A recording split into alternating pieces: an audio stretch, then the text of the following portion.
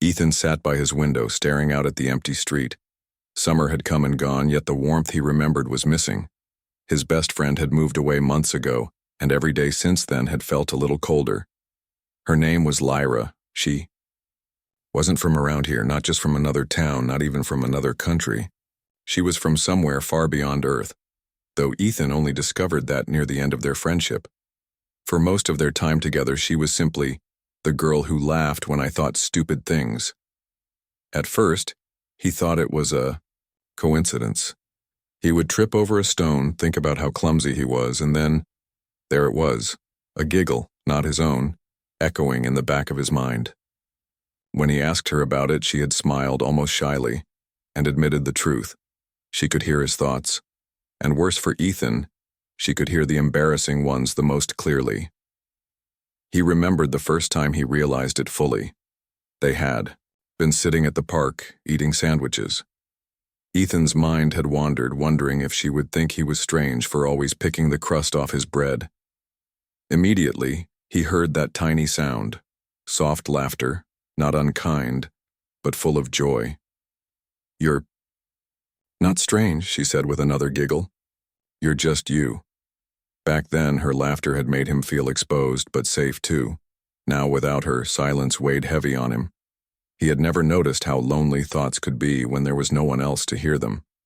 Ethan sighed and leaned back in his chair. He had tried messaging her, once, twice, maybe a dozen times, but she hadn't replied. Maybe her people didn't have the same kind of technology. Maybe she was too far away. Or maybe she just didn't want to hear his thoughts anymore. That last idea hurt the most. He didn't know how to reconnect. He couldn't just send a spaceship after her. He couldn't beam his feelings across the galaxy. All he had were his thoughts, and without her here, they were locked inside him. But he wanted to try. Humans, he thought, were not meant to give up on the ones they cared about. Even when hope was small, they searched for a way forward. That was what made people strong. That was what had kept humans alive for so long, even when the odds were against them. So he decided he would not stop thinking of her. If she could hear his thoughts before, maybe, just maybe, she still could, even light years away. The days went by, and Ethan kept his quiet ritual. Each night before sleep, he whispered in his mind, "Lyra, I miss you. Can you hear me?" At first, there was nothing. No giggle, no sound, just silence. But Ethan refused to quit. He began talking to her in his thoughts throughout the day. When he was nervous in class, he thought, "You'd probably laugh at me fumbling with my papers."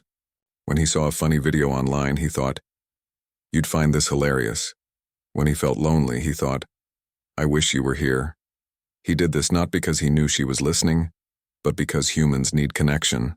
And even if no one answered, speaking to her in his heart gave him strength. One evening, as the stars began to shine, Ethan lay awake staring at the ceiling. He was tired, but his mind wouldn't rest.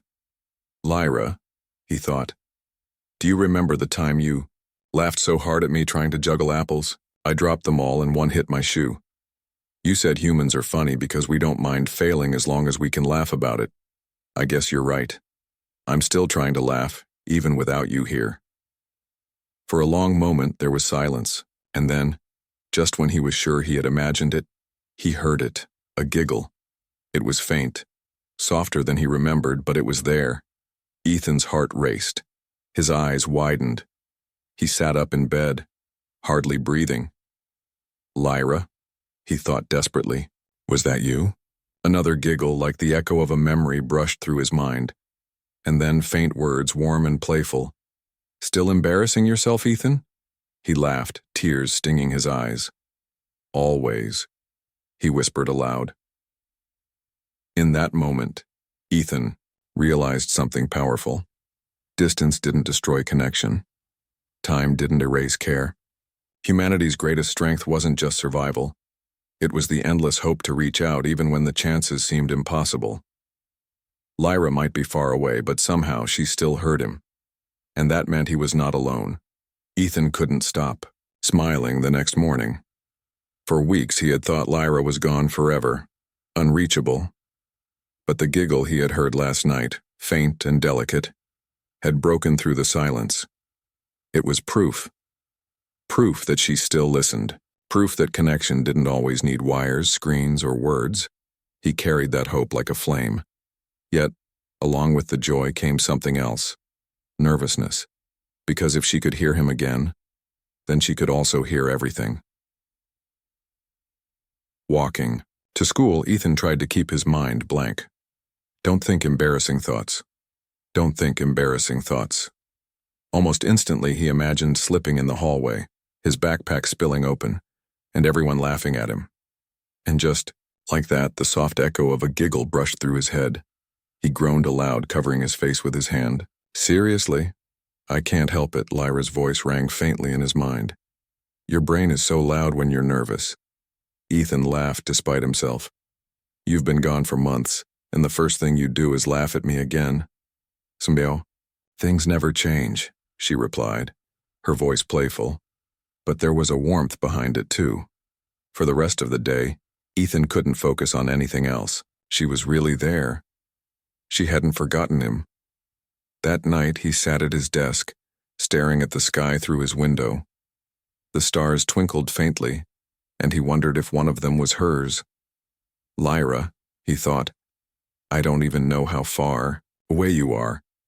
I don't know if this connection is strong or weak, but I want to tell you something. There was silence for a moment. Then, softly, I'm listening. Ethan swallowed. He felt his heart racing, knowing she could sense every word and every emotion that came with it. I felt empty without you. I kept trying to talk to you in my head even when I thought you were gone. And now, knowing you can still hear me, it means more than I can say. There was no giggle this time. Instead, there was a pause followed by a softer voice than he'd ever heard from her. I thought, maybe you would forget me. Humans are so busy, always moving, always chasing new things. Ethan shook his head firmly. Not me. Not with you. And though he couldn't see her, he swore he could feel her smile across the stars. Days turned into weeks. Their strange, fragile connection grew stronger. Sometimes Lyra would interrupt his thoughts while he was studying. You're terrible at math, she would tease, giggling when his cheeks burned red. Other times, when he was lying awake at night, she would whisper stories of her world, the glowing lakes, the floating cities, the songs her people sang to, the moons. Ethan would listen, amazed, and think about how small Earth seemed compared to the vastness she described. But no matter how different their worlds were, they shared something simple and human. Laughter. Still, distance was heavy. Ethan often wondered what she was really feeling. Did she miss him the same way? Or was she simply humoring the human boy who thought too much? One evening, he let the thought slip before he could stop himself. Maybe I'm just a silly distraction.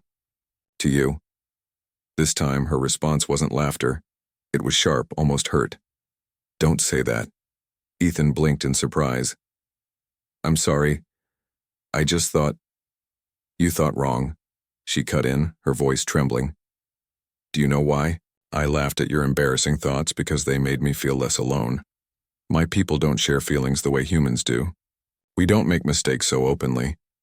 We don't show weakness, but you never hid yourself even when you were embarrassed. You let me hear everything. And that was the first time I ever felt truly close to someone. Ethan sat frozen, her words echoing in his heart. He realized then that her laughter was never cruel. It was gratitude. It was relief. It was her way of saying she needed him too. From that night forward, Ethan no longer feared her giggles. When she laughed at him tripping on the stairs, he laughed too. When she giggled at his clumsy attempts to talk to a teacher, he joined her.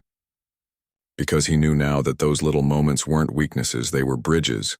Bridges only humans could build, because they had the courage to be flawed and still move forward.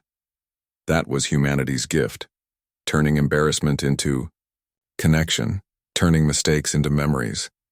But even with their bond, Ethan longed for more. He wanted to see her again, not just hear her faint voice in his mind. One night he whispered into the darkness, Lyra, Do you think we'll ever meet again? The silence stretched long. Then her gentle voice replied, I don't know. The stars are wide and my people don't trust humans easily. But I want to. I want to see you again, Ethan. His chest ached at her words, but it was a hopeful ache. Then I'll wait, he said firmly. Even if it takes years, even if it seems impossible, humans don't give up on the people they care about. There was a pause, then a sound that made his heart soar. Her giggle. That's what I like about you, she whispered. Always embarrassing yourself but never giving up. Ethan closed his eyes, smiling. He didn't know how or when, but he believed with all his heart that they would meet again. That was the power of being human, choosing hope even in the face of distance. Ethan lay awake, staring at the faint glow of the stars outside his window. Lyra's giggle had become a familiar comfort again, like a thread tying him to someone far away. But tonight he sensed something heavier in her silence, as though laughter was only a mask. Finally, he asked in his thoughts, Lyra, why did you leave so suddenly? You were here one day and gone the next. There was no answer at first. He thought maybe the connection had faded, or maybe she didn't want to talk about it. But then her voice came through, soft, hesitant. Because I didn't belong. And because if my people found me with you, they would not have understood. Ethan's chest tightened. Not understand what? You. She explained slowly, her words like fragile glass. Lyra was part of a people who traveled the stars, who watched many worlds but rarely touched them. To her people, humans were dangerous. Not because they were strong, but because they were unpredictable, always reaching, always chasing, always refusing to stay in their place. They call your kind reckless, she admitted. Too emotional, too quick to fight, too quick to hope. My people, they see humans as unstable. Ethan frowned, hurt by the thought. Unstable? Is that really what they think? Lyra gave a faint giggle, but it wasn't her usual cheerful one. It was the kind you laugh when you don't know how else to respond. I didn't believe it at first either. Then I met you. You were clumsy, awkward, and every embarrassing thought you had echoed in my head. And yet, you made me laugh. You made me feel lighter. That scared me more than anything. Ethan sat up, heart pounding. Why would that scare you? Because I realized my people were wrong. Humans aren't unstable. They're alive. You trip, you fail, you fall, and then you laugh and keep going. That's not weakness. That's strength. And I didn't want them to take that away from me. Ethan sat there in silence, overwhelmed. He had always thought of himself as ordinary. A boy who couldn't juggle, who tripped over his own shoes, who got nervous before class presentations. But to Lyra, those flaws weren't flaws at all. They were proof of something her people didn't understand.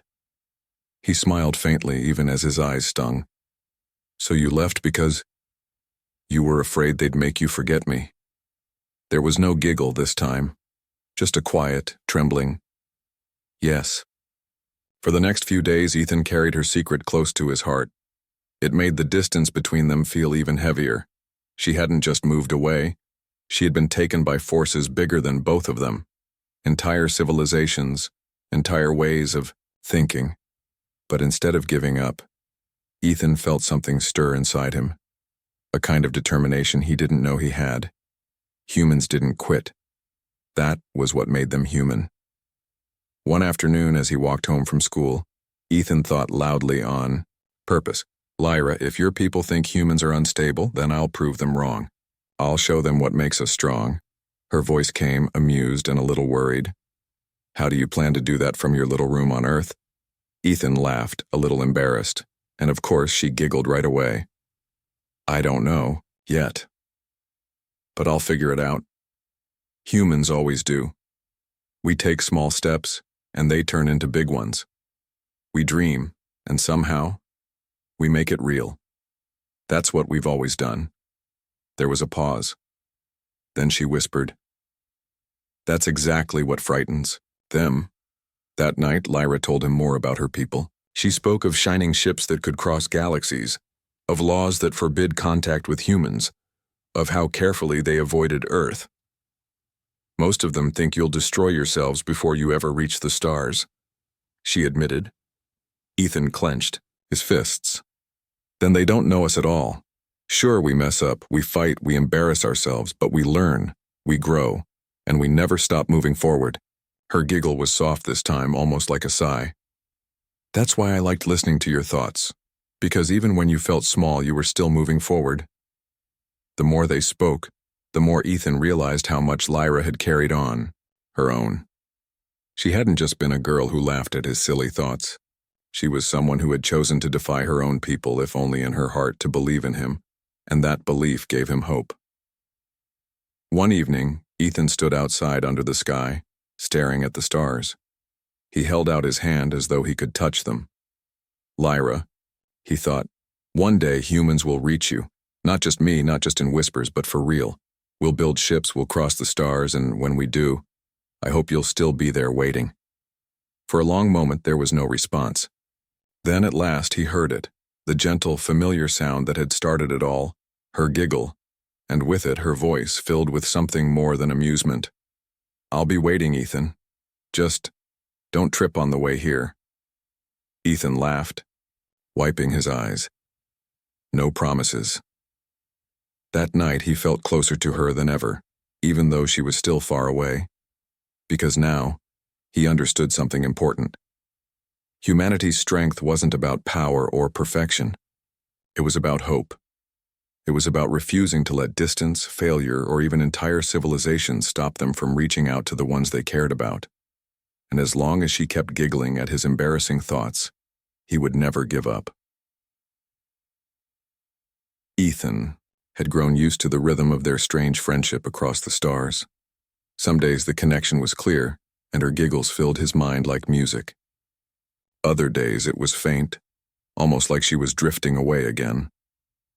On those quiet days he felt the distance heavier than ever. He wanted to reach out, to hold on, but all he could do was think and hope she was still listening. Lyra, he whispered in his mind one evening, are you still there?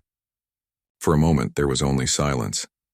Then faintly came that familiar sound, her giggle, but this time it was softer, almost forced. Always here, Ethan, she said quickly. Don't worry. But he did worry. The next day, he tried to make her laugh the way he always did. He thought about tripping in the cafeteria, about mixing up his homework papers, about accidentally calling his teacher Mom. Each thought was embarrassing, and sure enough she giggled, but something was different. Her laughter wasn't as bright. It was like she was hiding something behind it. Finally, Ethan asked, Lyra, why do you always laugh, even when things aren't that funny? There was a long pause. Then her voice came, quieter than usual. Because if I don't laugh, I'll remember how alone I really am. Ethan froze. Lyra went on, her words trembling. My people, they don't share feelings like humans do. They don't laugh at mistakes, they don't smile at clumsy moments, and they don't open their hearts easily. When I found you, every silly thought you had felt like sunlight, and I laughed because it made the loneliness fade, even for a moment. Ethan's chest ached. He had always thought her laughter was at him. Now he understood. It was also for her.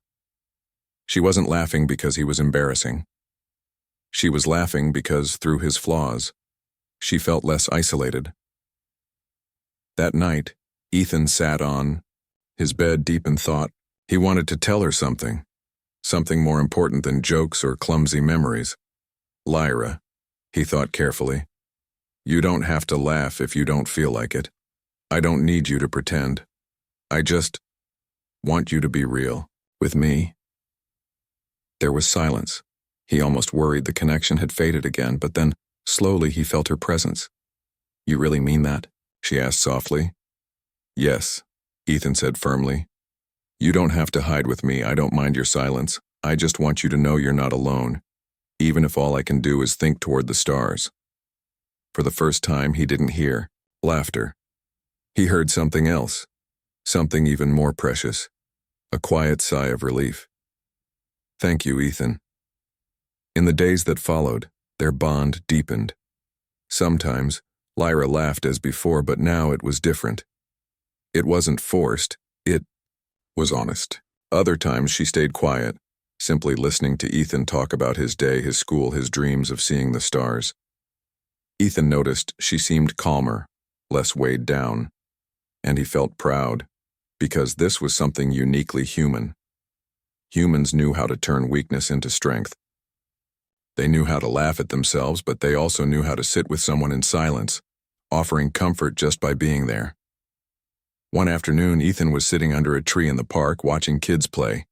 He thought aloud to Lyra, "Do you know what I love about being human? It's that even when we're sad, even when we're embarrassed, we still reach out. We still try again." Lyra's voice came warm and thoughtful. "That's why your people frighten mine, because no matter how many times you fall, you keep standing up. You don't know how to stop." Ethan grinned. "Exactly. We may trip, we may fail, but we never stay down. That's what makes us strong."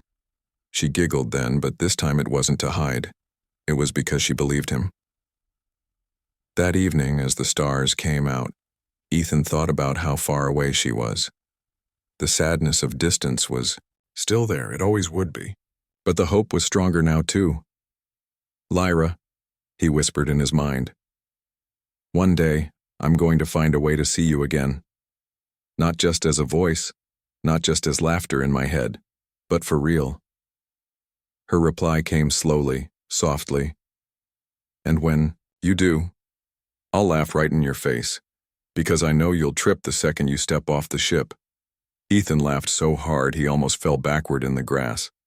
"Probably," he admitted, but that was the truth of it.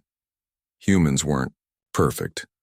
They stumbled, they embarrassed themselves, they showed weakness, and somehow that very imperfection was what made them unstoppable. That night, Ethan felt lighter than he had in months. He realized he wasn't just waiting for her to laugh anymore. He was giving her something even more important, the courage to be herself.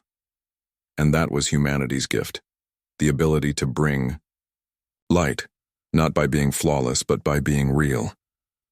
Ethan had grown used to Lyra's presence, her voice whispering into his thoughts, her giggles cutting through his lonely days. She was far away, but she still felt close, closer than anyone else in his life. But one night, as he sat at his desk with the window open to the stars, her voice came through his mind, quiet and uneasy. "Ethan, something is wrong." He froze, his pencil slipping from his hand. "What do you mean?" "I feel them. Others. My people. Or maybe not my people. They are searching. And if they find me, they will know about you." Ethan's heart pounded. "Is that bad?" There was silence, then the faintest giggle, but it wasn't her usual one. It was nervous, trembling. "For you, very bad." The next day, Ethan couldn't focus at school. His stomach twisted with worry. He kept replaying her words in his head. If other aliens were really searching, what would happen if they found her? What would happen if they discovered she had been speaking with a human boy? That night, when he lay awake, he thought loudly so she couldn't miss it. "Lyra, I don't care who they are or what they want. I won't let them take you away from me." Her response came quickly, almost sharp. "You can't fight them, Ethan. You're human. You don't even have a ship. You don't even have—" He cut her off. "I have something they don't." There was a pause. "What?" "Hope." Lyra didn't respond at first. Then, slowly, he felt her presence soften. "You really believe that will be enough?" "Yes," Ethan said, firm as stone. "Because it always has been for us. We're small, fragile, clumsy, and we've survived every storm. Do you know why?" She waited. "Because no matter how many times we fall, we get back up. And no matter how dark the shadows are, we carry light inside us. That's something no one can take away." This time when she giggled, it wasn't nervous. It was real. Over the next few days, Ethan tried to learn more. Whenever their connection grew stronger, he asked questions. Who are they? What do they want? Her answers were scattered, sometimes clear, sometimes broken by distance. Some are searchers, some are hunters. They don't all agree on what should be done about humans. Some think you're dangerous, others think you're useful. None of them want us to be close. Ethan clenched his fists. Then they're already too late. She giggled again, but there was sadness in it. You always say things like that. Bold, stubborn.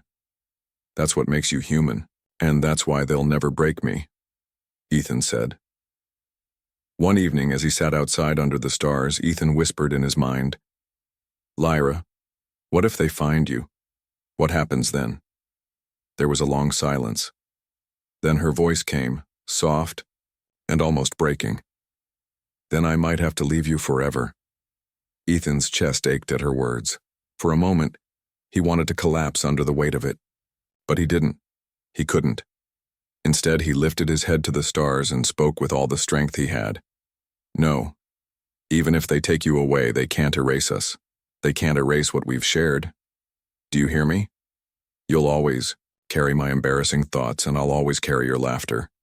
That's not something they can touch. Her reply came slowly, but it carried warmth like sunlight. That's why I chose you, Ethan. Because humans, you never give up. The days grew heavier. Ethan could almost feel the tension building in her silences, the way she sometimes spoke quickly and then vanished, as though hiding from ears he couldn't sense. Still, he refused to let fear break him. He told her stories of humanity's past, of explorers who sailed across oceans without knowing what waited, of inventors who failed 100 times before changing the world, of ordinary people who stood up even when everything seemed lost. Do you see, Lyra? He thought one night. We've always been underestimated, but we endure. We find a way. She was quiet, then whispered, Maybe. Maybe that's what frightens them most. That you humans will always keep moving forward, even when no one believes in you. Ethan smiled. Then let them be afraid. Because I won't stop until I see you again. And for the first time, Lyra didn't giggle at his boldness. She simply said, I believe you. That night, Ethan lay in bed, staring at the ceiling. He knew shadows were moving across the stars. He knew forces far greater than him might be closing in, but he also knew something else. Humans weren't powerless. Hope was their weapon. Persistence was their armor. And love was their reason to keep going, no matter the distance, no matter the danger. Ethan sat at his desk with the lamp glowing faintly beside him. His notebook lay open, but the words would not come. Normally, Lyra's giggles echoed in his mind whenever he wrote something silly, like the way he once tried to rhyme galaxy with taxi. But tonight, there was nothing. No giggle. No whisper, no warmth, only silence. Lyra?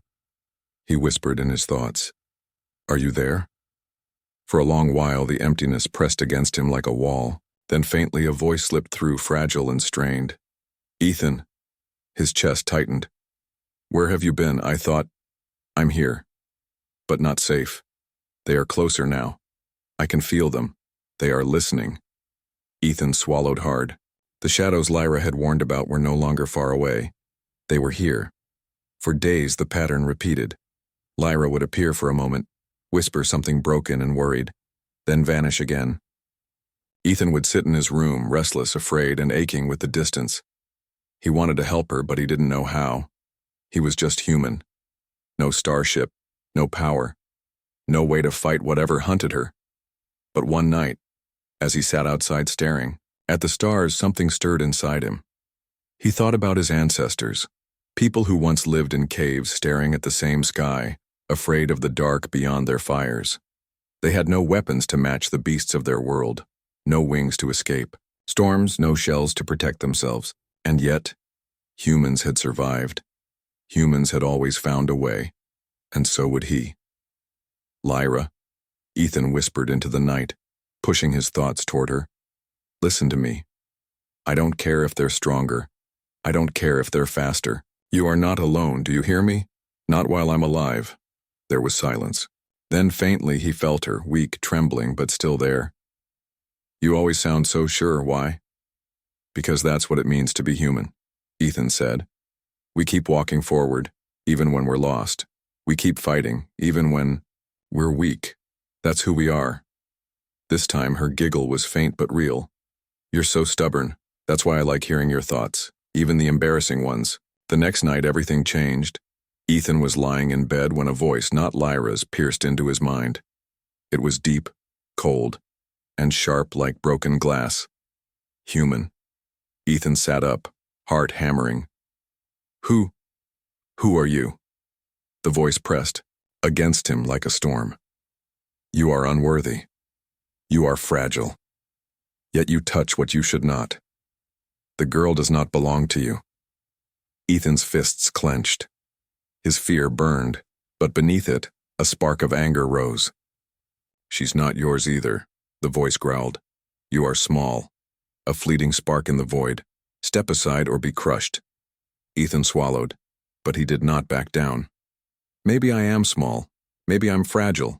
But humans don't step aside when something matters. And Lyra matters to me. The voice hissed, but before it could answer, Lyra burst into his mind, her presence bright and desperate. Stop! Leave him alone! He is weak, the other voice snarled. He is mine! Lyra shouted, louder than Ethan had ever heard. Her voice carried fire, shaking through the silence. He is human, and that makes him stronger than you will ever understand. Ethan's eyes burned with tears as he heard her. For the first time, she wasn't just giggling at his thoughts. She was fighting for him. The presence withdrew, but not entirely. Ethan could still feel it lingering at the edge of his mind like a predator circling prey. Lyra, he whispered. What was that? Her voice came softly, heavy with worry. Hunters. They found us. They don't want me speaking to you. They think humans are dangerous, Ethan. Too much hope, too much fire. They fear what you could become. Ethan laughed bitterly. Then they're right to be afraid. Over the next few nights, the hunters came again and again. They whispered threats. They tried to fill Ethan's mind with fear, with despair, but each time he pushed back. You think I'm weak, he told them. But weakness isn't failure. Weakness is where strength is born. You think I'm small, but small things endure. Ants endure. Seeds endure. Humans endure. Lyra's giggles returned stronger each time. You sound like an old story, she teased one night. Like the heroes who fight even when they're doomed. Maybe I am doomed, Ethan said with a smile. But if I go down, I'll go down as a human who never gave up. The hunters grew angrier, but they could not break him. And though Lyra was still far away, their bond felt stronger than ever. One night, when the stars were bright and the world was quiet, Ethan whispered, Lyra, no matter what happens, promise me you'll keep laughing. Promise me you'll keep that light alive. She giggled softly, then said, only if you promise to keep giving me embarrassing thoughts to laugh at. Ethan laughed, tears in his eyes. Deal. He lay back, staring at the stars, his heart steady despite the danger. He was still sad, still aching with the distance. He still didn't know how to bring her home, but he had hope. And that was enough for now.